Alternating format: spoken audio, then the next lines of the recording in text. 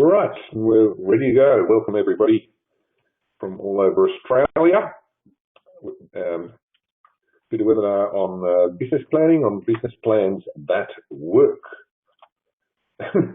Not work. For some reason the K dropped off there. I don't know, there's a new set of slides that I put up yesterday and it looked great on the other screen.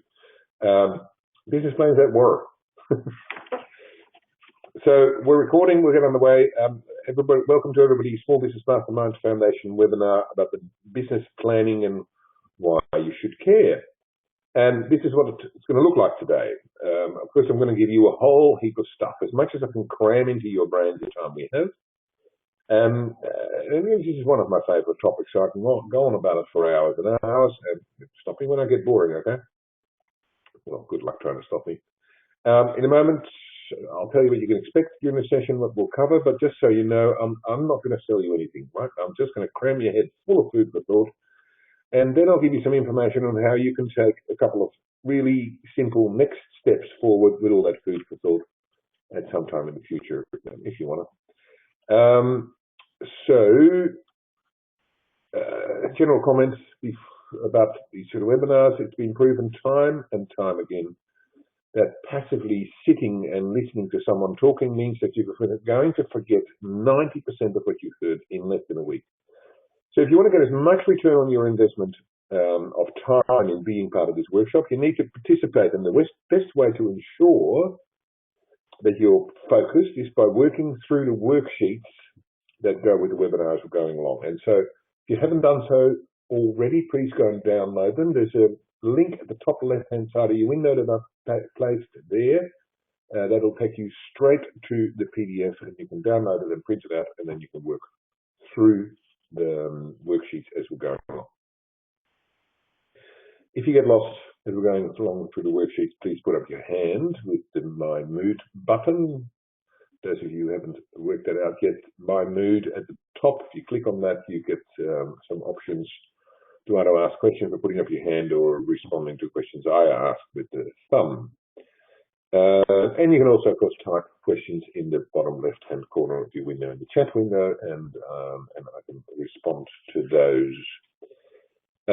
As much as possible, I'll be looking for questions, and also I'll stop and check in with you and respond to questions and have a conversation going. And if there's a really interesting conversation happening, I can take you off mute and we can try and have an actual conversation via this forum, but I rarely do that because we sometimes get technical problems and then it ruins it for everybody. But so via the chat window and me talking works best. So please don't do any of these while you're going through the webinar, because you won't be doing yourself a favor. You can't focus on any of that kind of stuff and get value from this webinar. Multitasking is a myth, even for the women. Believe me, trust me, multitasking doesn't actually exist. It just means less efficiently doing anything. This is our agenda for today. I'm going to check in with you guys about this topic. One of the really biggest challenges for you. We're going to talk about 3 reasons why planning is important and 2 reasons why planning is hard. Talk about the 6 criteria for a business plan. The 6 criteria a business plan needs to meet so that it will actually work, that it actually has an impact on your business and your life. I'm going to read you one of my business bedtime stories. We'll talk about the lessons from the business bedtime story, then I'm going to give you that special offer or the information about doing something with the information to take it to the next step, next level, and then we're going to go and talk about some action steps that you can take to move forward straight away. Any questions, please ask. For those of you who don't know me, this is me. I truly am that handsome. I really am. And, welcome Kenny, long time no see. So I'm Roland. I'm a business coach, and I help small business owners become less daunted and less overwhelmed in their lives as business owners and instead to have fun in their businesses again and to build businesses that sustain them for years to come. And I'm also the author of a series of business books for small business owners, the 10 Truths books for business owners. There's 2 of them, and the third one's coming up very soon, literally weeks away, I would hope to say. And it's called The 10 Truths for Making Business Fun. So today's Masterminds webinar is actually about the second truth in both my published books, as well as I think it's the 6th truth in my 3rd book that's coming up soon. And as I say in truth, this is what I say in truth 2 about book 1, business without a plan achieves everything in it. And in truth 6, I say a fun business has a living business plan that drives the business forward day by day, week by week, month by month. My outcomes. This is what I want you to take away from attending today. I want you to take away from being here. I want you to all walk away enthusiastic with at least one action around this topic of planning that you're committed to taking in your business to implement a more effective planning approach in your business. And the second outcome I want is to leave you with a greater appreciation about how important it is to not only be great at what you do, but also be great at running a business, because most of us business owners, we're great tradespeople and professionals, and we know a lot about our profession or our trade, but to be a great small business owner and to build a fun business that sustains you for years to come, you have to have the solid understanding of all the key aspects of developing your business, not just your profession or trade. And so these are the key aspects that all of us business owners struggle with from time to time, and that we've got to get our head around. Vision and purpose, planning, goal setting, numbers and control systems, measurement, in other words, money, financial management, predictability, rhythm of business, I call that, customers, marketing, sales, innovation, or systems, quality assurance, continuous improvement, in other words, people, your people, and leadership, you. And, well, it's just too much, right? It's all too much. It's too much to focus on. It's overwhelming and it's daunting, and it's just doing your head in, right? So before we go on, go to your worksheet, and for those of you who joined late, the link on the top left-hand side of the window in the chat window, it takes you to the worksheet to download and print out. So go to your worksheet, and on the 3rd page, is it the 3rd page? Yes, the 3rd page of your worksheet is a question with some space underneath. It's this, and the question is this: right now, this coming month, what is the biggest challenge? The biggest challenge that you face in your business? What is the thing that keeps you awake most? What is your most pressing issue? And I'm just going to give you a minute's silence to reflect on that and write it down in that box.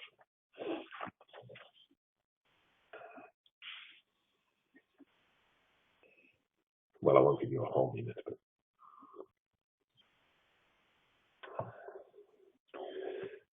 and I'm going to ask you a second question. That was about the most pressing issue. Second question: what is your outcome for being here today? What is your outcome for being here? What do you want to get from being here today? What do you want to walk away with? What do you want to take away?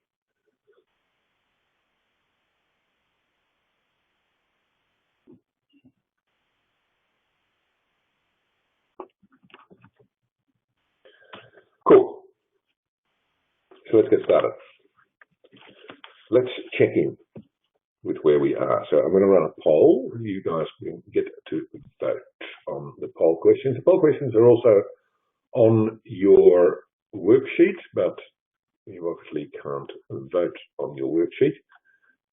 Here comes the poll. Here are the questions. So the question is this.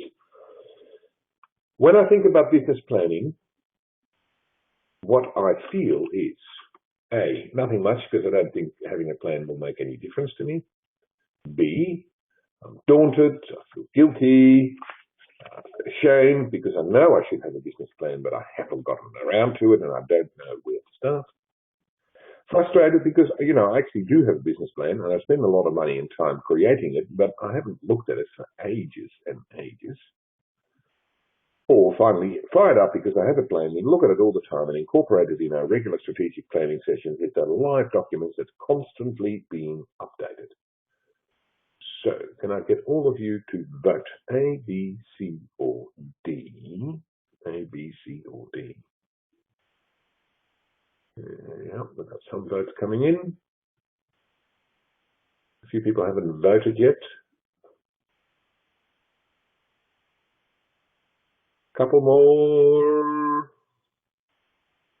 Right. Okay, there we go. Okay, right. Interesting. Just about all the votes came in as B. Daunted, guilty, or ashamed because I know I should have a business plan, but I haven't got around to it and I don't know where to start. And, well, that's more or less what I expected, right? Small business owners or prospective business owners fall into B a lot.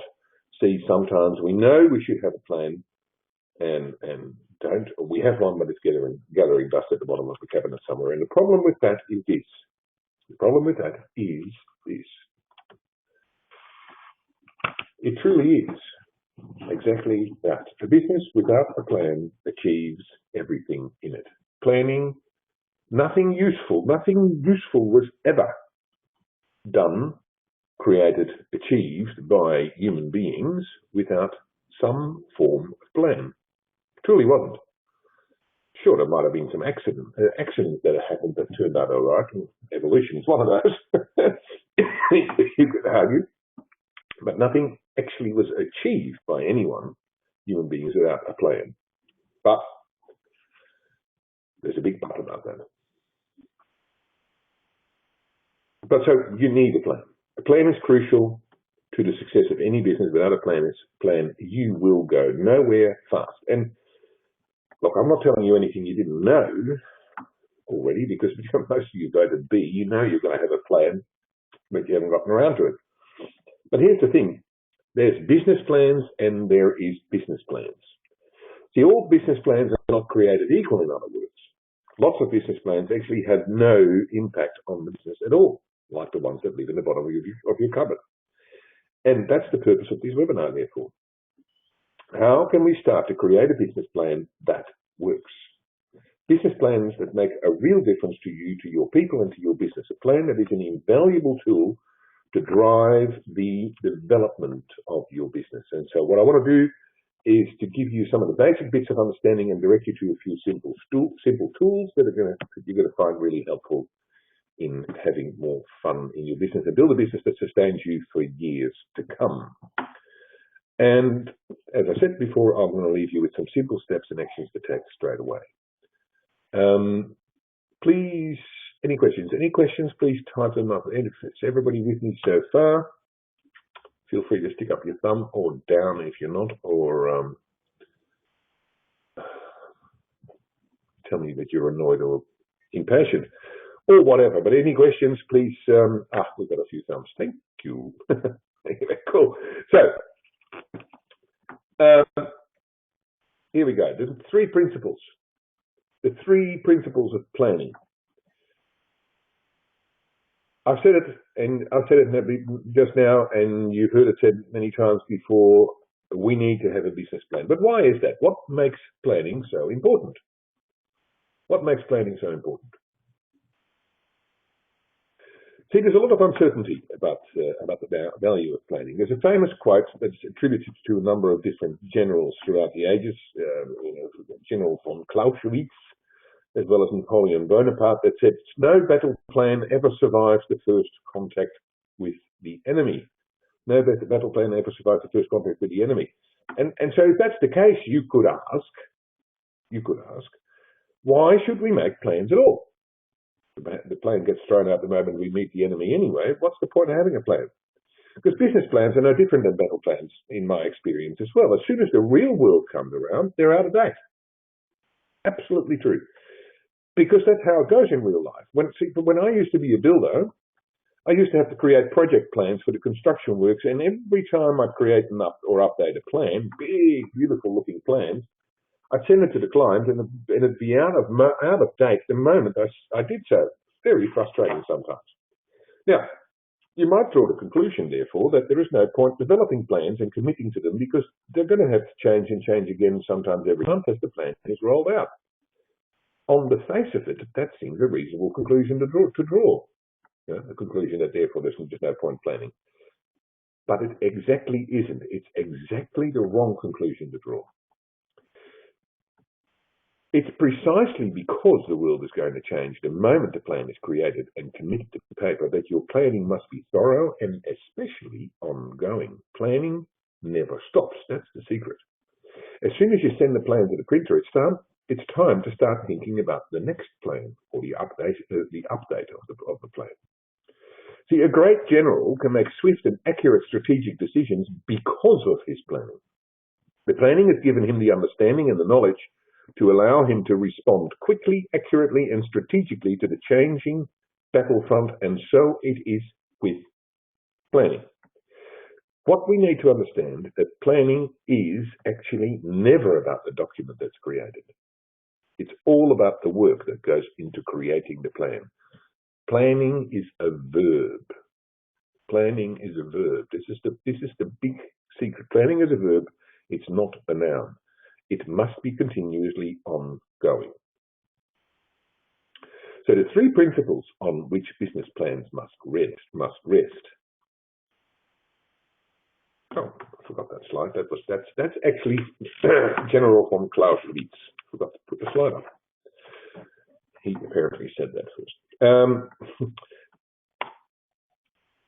The three principles on which a business plan must rest, if they have to make any difference, therefore, are these. One, it must spell out exactly where the business is headed and how it plans to get there. Two, it must have a fixed set of criteria to test every decision in the business against.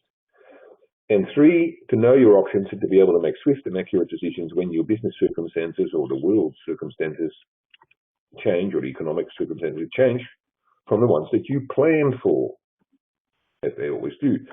The first principle, the one about direction, addresses our goals and our best guess at how we're going to achieve those goals. Our best guess, right? It's always about guessing. Planning is guessing. Knowing what we know today and looking at the future from our current vantage point. Obviously, if tomorrow or next month we know new stuff that we didn't know last month, then we may need to adjust our goals and our strategies for achieving the goals. If your goal is to hit $1 million revenue selling your particular widget at X dollars, and next week a fully funded, well-funded competitor arrives to market with a widget that's as good as yours, but 30% cheaper, you have to adjust your goals and your plans. You may have to adjust your goals or your marketing strategies or your profit expectations or your manufacturing processes or whatever. Whether you like it or not, your plan will have to change in those circumstances. And that's exactly the reason I said that planning is not about the document, but about the work of planning. Too many times I've seen businesses continue to push a fully laden wheelbarrow uphill with a flat tire because that's what the plan calls for. Keep pushing, guys, harder, harder, harder, even if it's clear that you're never going to get there. Probably a much better idea to make a nice detour via a service station, as this guy just did, apparently. By a service station, and to pump up the tire. With a nicely inflated tire, you'll be able to make up for some lost time. And although you may arrive on the top of the hill a little later than you planned, you'll get there and without the busted wheel. The second principle about having a set of criteria to test your decisions and actions against is just as important as the first one. We are constantly making decisions about what to do and what not to do, about which clients to say yes to and which clients to refer on to someone else, about what work to do and what not to do, and about how to carry out our work. and services. Without a set of principles, verbalized and committed to, you and your people will be sailing blind. How'd you like to be sailing blind like that? That's very clever.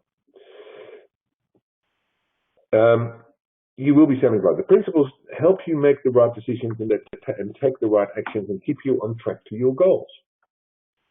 Every general has a set of engagement principles as well. If they didn't, the world would be in an even greater mess than it is already. Well, given what we're currently going through, I'm not sure. Anyway, the last of the three core principles that make it clear why business planning is crucial, though, is really the one I've been talking about a lot already. When you go and execute a plan, the world immediately changes, and you need to know how to adjust your strategies and goals in response to those changing realities. And having spent the time developing your plan in the first place means you'll be able to respond appropriately, accurately, and above all, swiftly. And if your plan is designed with all those three principles in mind, you can be sure it won't be kept in the bottom of a drawer. It will sit on top of your desk. It will be dog-eared and smudged. It'll have coffee stains. It'll have scribbles, and it'll have doodles all over it. You will look at it every day, and so will everyone else who has anything to do with it. So we had a question a minute ago from Randall in Melbourne. Thanks, Randall. Randall says, I accept that planning is important, but you know what makes it so hard? And that's a great question, Randall. And it's funny that because I was actually just coming to that. Perfect question, perfect segue, because you see, here's the thing, it's actually not that hard at all. But it looks as if it would be. And that's because of two big misunderstandings about planning. There's two big, massive understandings about planning, what totally sets us up the wrong way for it. Why we find it so daunting, why we don't end up doing it. And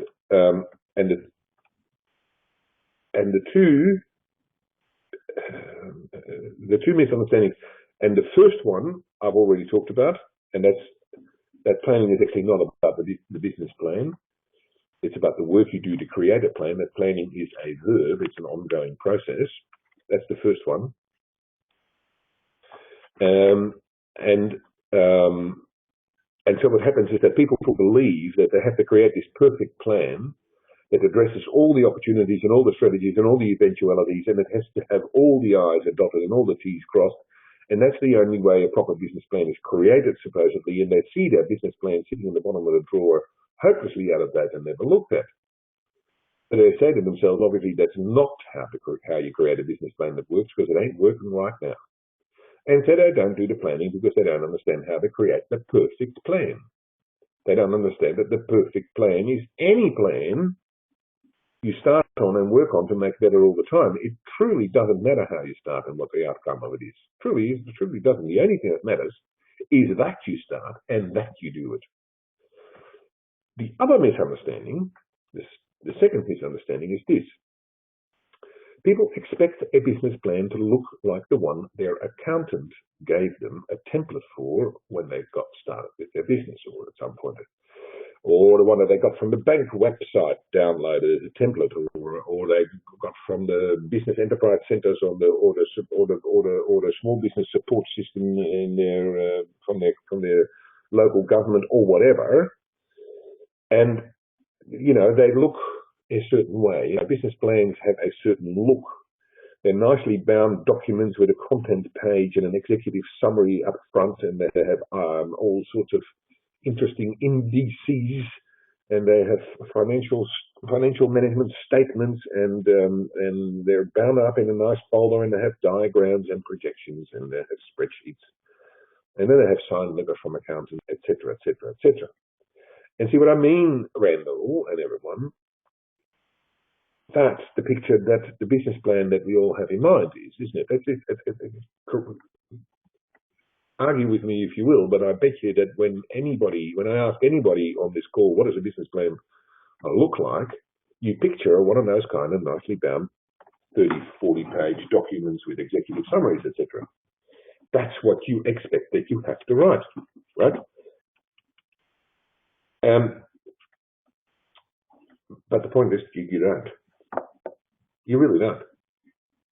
Because those types of business plans end up gathering dust at the bottom of the filing cabinet. Because this is the big misunderstanding. There are two types of business plans. Two types of business plans. There are external and internal business plans. The nicely bound plan with executive summaries and external and indices and appendices is an external plan. It has a particular function. It's designed to impress the bank or some kind of external organization when applying for funding or loans or something like that, or signing a lease or whatever. An external plan is a document that is created as a once-off for a specific purpose, and the template you got from the government small business website or your accountant is perfect for that. But the kind of plan we're interested in here is what I call an internal plan. An internal plan is an entirely different beast, and it can look like whatever you want it to look like. It has one function only, and that is to get everyone on the same page pulling in the same direction succinctly. So if you think in terms of creating an internal rather than an external plan, and you take those three principles I talked about above in mind, that the plan is about getting clear where you want to go and how you think you're going to get there, that the plan is a tool that you use to check your decisions and actions against, and finally, that its aim is to help you and your people understand your business better so that you'll end up making better decisions, the project of starting a business plan suddenly isn't so daunting anymore. Anyone feeling better yet? I hope so. These are the 6 criteria. The 6 criteria that an internal business plan must meet for it to truly add to the success of the business, for it to truly be driving the business forward. First, it must be a live document and be kept live by the people directly affected by it monthly, quarterly, annually. Right, that's that thing about it being a verb. Second, it must be designed with the people who are directly affected by it in mind, if not actually by them. Third, it must be easy to use and easily accessible for the people directly affected by it. Fourth, it must be designed to address the short, medium, and long-term goals of the business. Then it must reflect the purpose and mission of the business, and it must be short, ideally on one page. Now, most of those criteria are self-explanatory. I think it's worth noting that, like you say, that it's worth noting that the plan must rest on the purpose of the business. What that means is that you have to have done the work of one of my other webinars, actually, the Mastermind Foundation webinar on the purpose of business, because the plan must be built around the purpose, the greater, deeper purpose of the business. The clarity about what your business is on this earth for is the foundation stone of a live internal business plan. And so that's a separate discussion, a separate topic.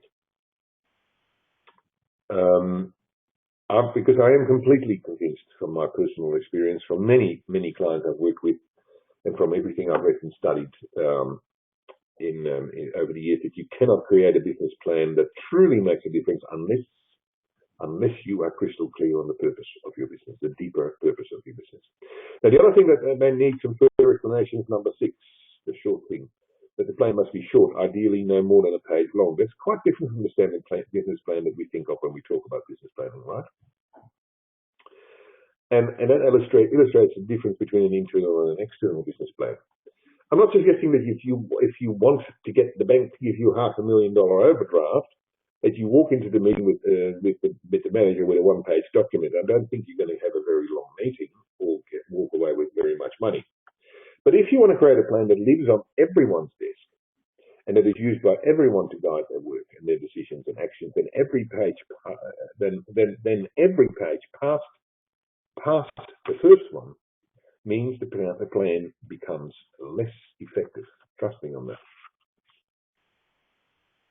And so that's the perfect segue to mention a couple of the one-page business plan templates that you can download from the resources page for this masterminds topic to help you get going with with creating your first truly effective business plan. And so let me just type in the link to the resources page, tiny.cc/Roland.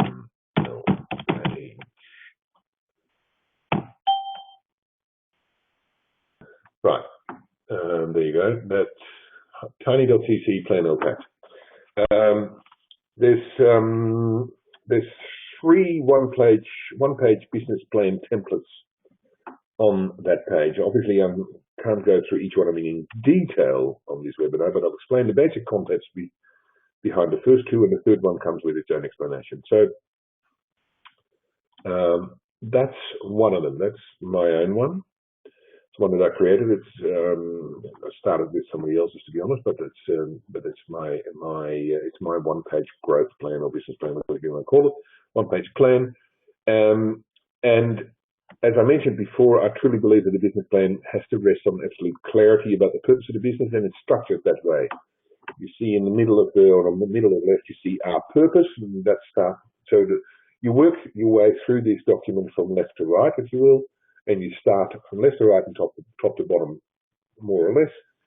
Start with corporate values. What are the corporate values of the business? Then we talk about the corporate belief statement, and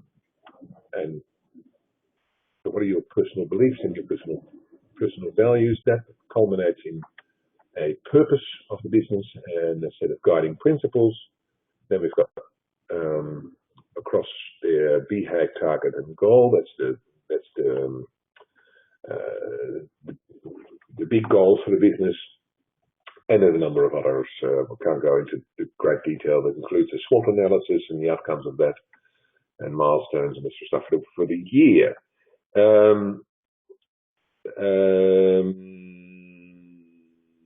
It's a really comprehensive and effective document, and that one page, it's one.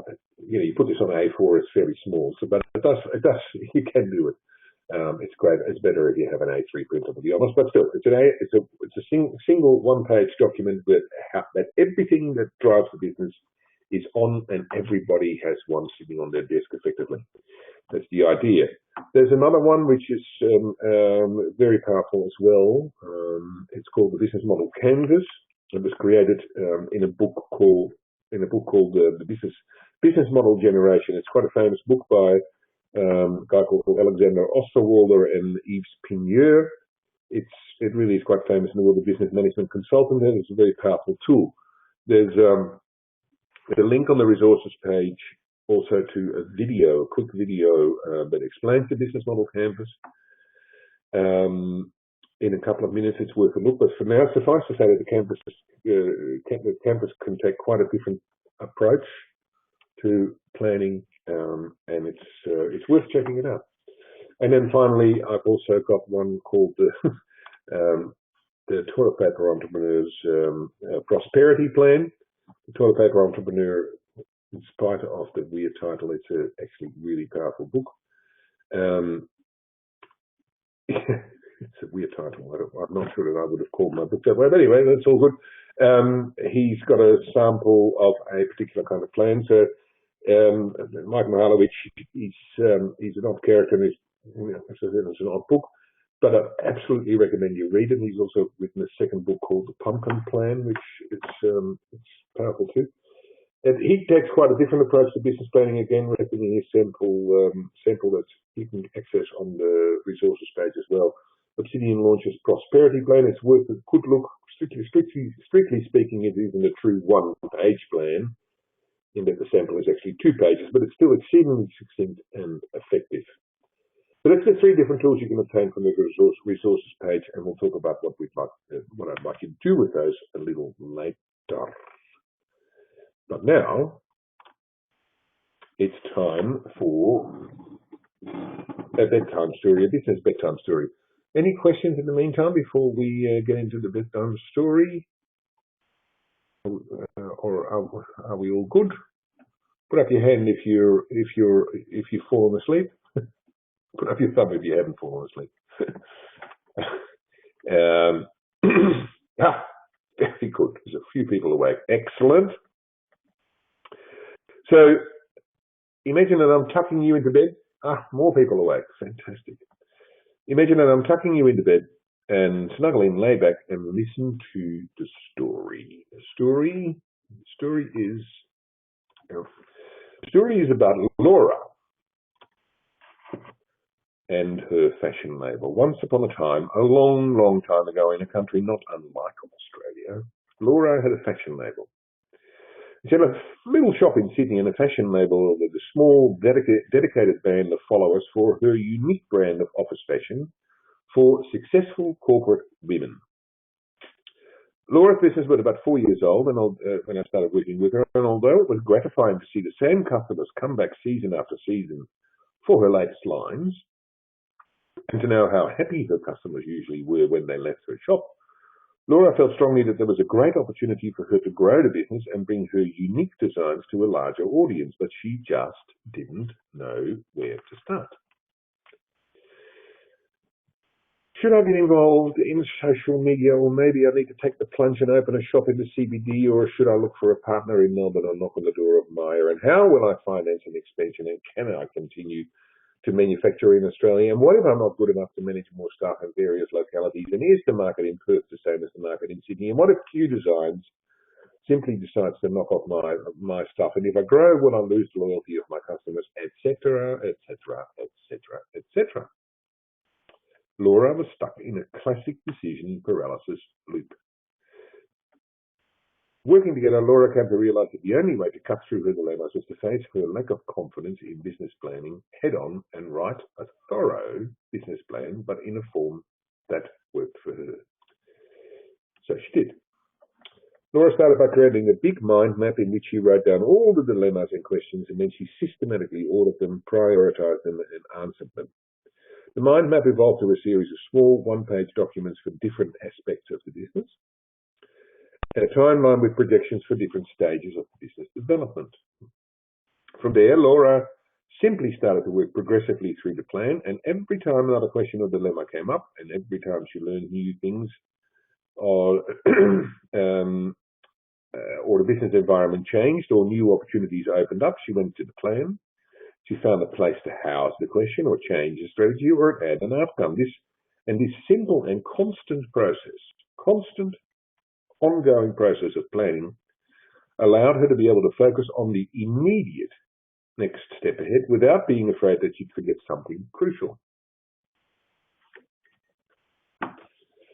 Making this step to getting involved in an appropriate level of consistent planning is the one thing that started to shift Laura's business into a new realm.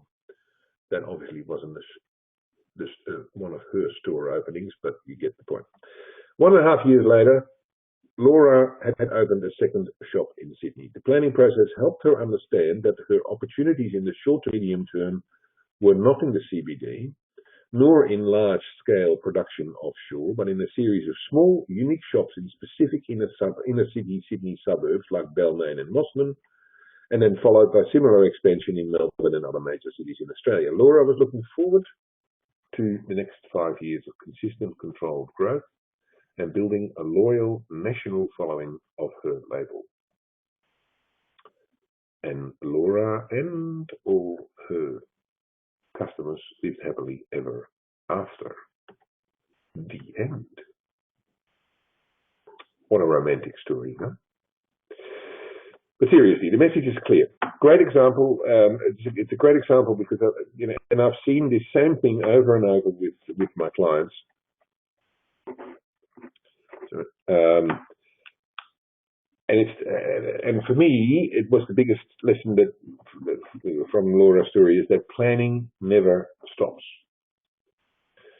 So what's come up for you guys from everything you've heard me talk about? What did you think when listening to Laura's bedtime story? What about the 6 principles, or the misunderstanding of between the misunderstandings and the difference between internal and external plans? What came up for you? What are the top 3 insights or learnings that you've got from this workshop so far, or maybe you have more questions, or maybe you want to argue with me. What are the questions? What are the arguments?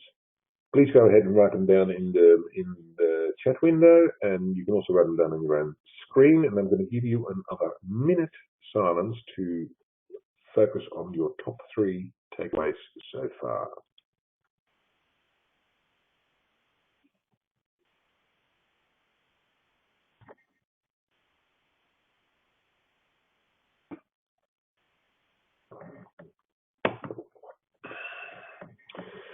So please feel free to keep writing. I'd love to hear and share some of your insights and questions. So if anyone has any insights or questions or arguments they'd like to share, please type them in, and I'll share with the group if appropriate. So while you continue to write and reflect, I'll give you my insights again, or the insights of the top takeaways of what we've talked about so far. So first, business planning is crucial. It's indeed critically important to guide the development of your business. 2, planning isn't about the document. It's a verb. It's about doing the work. It's about the work of doing the planning. Planning is a verb. So there's a big difference between internal and external business plan. It's an enormous difference. The two are not the same at all. Planning never stops. Make a commitment to ongoing planning in your business. Forget everything you've always thought about how a business plan should look. Think about a form that works for you and your business. Remember, Laura was talking about a mind map, but I've seen effective business plans also with made up of coloured stickies on a whiteboard, and mind maps on computers, a collection of one-page documents loosely bound in the folder, whatever. In many forms, in informal language, or in pictures, or a combination of all of the above. So make it yours, but short. Don't do it on your own. Don't do it on your own. Do it with others, generally on one page. And there is no such thing as a perfect plan. The best plan is the one that is live, that is used by everyone, that has coffee stains over it and scribbles in margin. The best plan is the one that you start now, whatever it looks like. So we've got a couple of comments so far. Daryl in Brisbane. Really like what I heard today. Thank you. And I think this webinar is going to help me get over the hurdles I have about business plans. Where do you suggest I start? Thank you, Daryl. Great to hear. And look, to be honest, I don't have a best way to start answer, actually, because, personally, I like my own template, the one that I created, the one-page plan that you can download from the resources page. But before I start filling that in, I would probably get a mind map, just like Laura did, and do some brainstorming in it first. But that's just me. I like mind maps, especially the computer mind maps programs that you can get online, such as xmind.net. So, as I said before, the best plan is the one that you start now, literally, in whatever way. Scribbles, whatever you want to do. Here's another comment from Carly in Sydney. Also, like Daryl's, she thinks that she's going to get over hurdles around planning, and but she's still a little. I'm still a little confused about the value of the old what she called what I call external business plans, and why are we always told to create business plans like that by our accountants and stuff? That's a great question, Carly. And I actually wanted to talk about that earlier, and see, because the thing is, I'm actually not sure. Well, I think I know, but I think it's because that is how the business world has always done them. The MBAs, accountants, bank managers, fund managers, that's how they make meaning of what a business is about. And also, it's how the business world operates. So the big business world operates. That's how it trickles down. And of course, if you're an investor and you're about to invest $1 million into a venture, you want to do your due diligence, and you need more and different types of information to feel confident that you're making a good investment. And if you're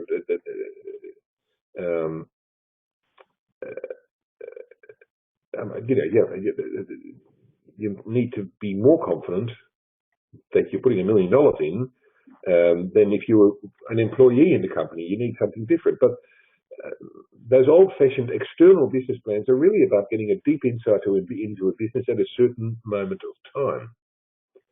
It's about getting a really comprehensive snapshot of what is the state of the business right now. It's not nearly as much about providing a simple-to-use tool to use for the day-to-day strategic management of the company.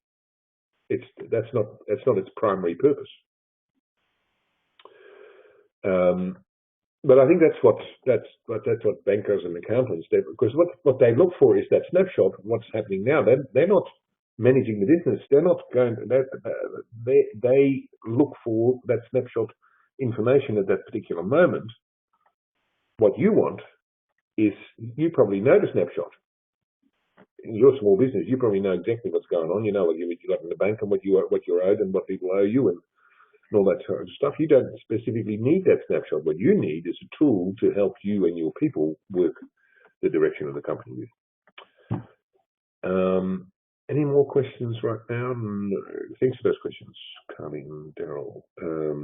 But feel free to email me with any questions at help@newperspectives.com.au, and time to move on.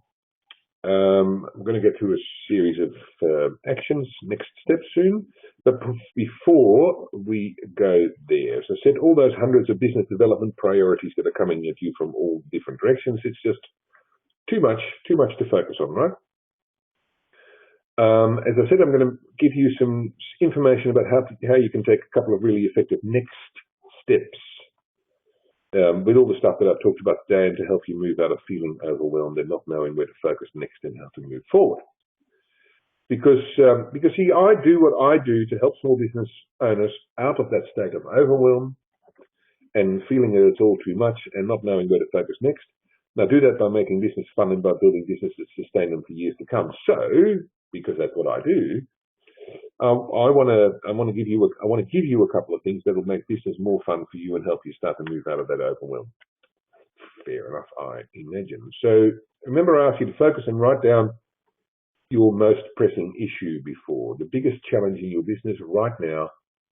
What is the biggest challenge, your most pressing issue in your business right now? Have another look at what you wrote down before. Is that still right, or have something shifted a little bit? Something else come up for you by now? Just check in with yourself. So this is what I'm going to give you. This is what you're going to get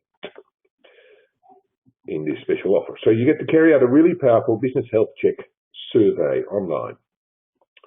And then you get a 7-page, simple and easy to understand, 7-page report on the state of health of your business across 10 different key aspects of your business right now. Then you get a hard copy of my first book, The 10 Truths for Raising a Healthy, Bouncy Business, or for those of you on the call who already have that, you will get a copy of my third book when it comes out later this month or early next month. You'll get to sit down with me for an hour and a half, up to an hour and a half, face-to-face, or via video link, one-on-one, and gain great clarity and insight about where you are now, where you want to get to in your business, and you'll walk away with a powerful insight and focus, renewed focus, and one or more simple action steps that are going to take you one step forward, again, closer to building a business that sustains you for years to come and past that most pressing issue.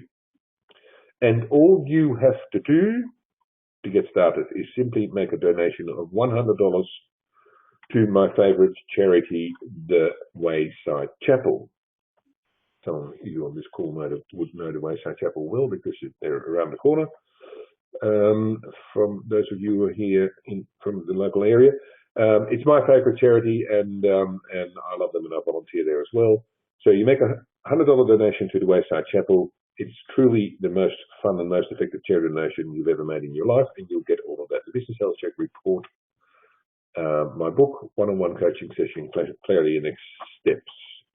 It's also on the bottom of your worksheet with the webinars for the Wayside Chapel on it as well, or could be typed that in here as well. HTTP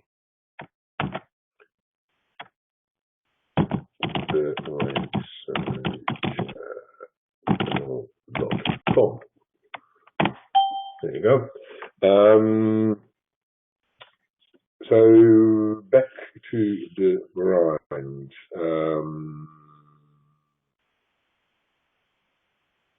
I'm not going to go through those insights again. Well, quickly, business planning is critical. Remember, it's not about the document, it's about the work doing the planning. There's a big difference between internal and external. Planning never stops. Forget everything you've ever heard about what a plan should look like.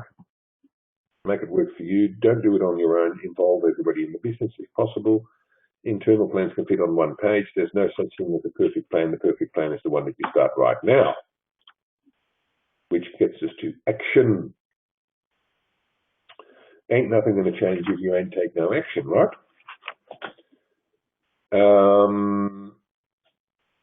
As I said before, there's a special resources page there at the top, tiny.cc planl page. So this is what I want you to do. First thing I want you to do is I want you to set some time aside. Set some time aside to do something with what you've learned today, any of the information I've given you today, and the resources that I am giving you access to in the next few days. Because if you don't set that time aside to do something with this stuff, you do not set this time aside in the next few days, then coming on this webinar has been a waste of your time. Completely, totally. The only thing that ultimately makes any difference is what actions you take. So go to the resources page, tiny.cc /planl page, download the templates. These are the actions there. I think they're also copied on your worksheet. Download the video, download the templates, read the article that's on there, have a look at the three different templates, and start planning. And then decide to commit to it. You can rewatch the webinar. It'll be uploaded to that page in the next 24 hours. So maybe ask for support from a friend or your partner or a mentor or a business coach, but get started in whatever form you think is going to work. Use one of the templates or start with a mind map of your own. Just get started. And then this. Is it on your worksheet? Hang on, did I put that on? Maybe I didn't. Well, you can draw it on yourself. I didn't do that, that's silly. You can draw a scale from 0 to 10 like that on your worksheet. And this plan is called your Master of Planning scale. 10 on the scale is that you're totally plan driven. You're always planning. You hold monthly planning meetings with your staff and everyone has a plan sitting on their desk. All decisions and actions are based on your plan, and 0 is the opposite. What number would you give yourself on that scale right now today? Second, ask yourself the question, what do I need to do this coming week to move one small increment up my own private Master of Planning scale? What is one specific action I can take to move one small increment up my planning scale, for example, from, say, 6 to 6.1? And there's 3 people on this call who are partners in the same business, and so this is a fantastic action to do with the three of you sitting around the table at regular times. So what is one thing, what do I need to do this coming week to move one small increment up my Master of Planning scale? What is one specific action that I can take to move one small increment, so, whatever number you are now, to a small increment up and over that? Now get your diary out and then book that specific action or actions in your diary next week, and then next week ask yourself the same question again. And so lastly, as I said, obviously I would love you to take up the offer, make a donation to the Wayside Chapel. It's truly the best offer. You'll get to take a significant step forward in building a fun business that sustains you for years to come, guaranteed. You'll get a mountain of valuable insights, and the report, the book, and actions and next steps. And the Waysite's going to love you too. Any last questions? That's the resources page. Any last questions? If you take nothing else away from this webinar, remember that planning is a verb. We must always be planning in whatever way, form works for you. Do it on the coast, just do it on the wall, do it with yellow stickies on a whiteboard, but do it. Got it? Thanks for your time for that. Thanks for being here and your time. You're going to get an email tomorrow when the recording is up on the website on that resources page. 2 weeks from now, there'll be another webinar every 2 weeks, different topics. There's 5 or 6 different topics that these webinars run on every 2 weeks, and you can come to as many as you'd like. I hope to speak to you all soon. Do take up the offer of the Wayside Chapel session. That's what I call it. Anytime, and I'll stop the recording now.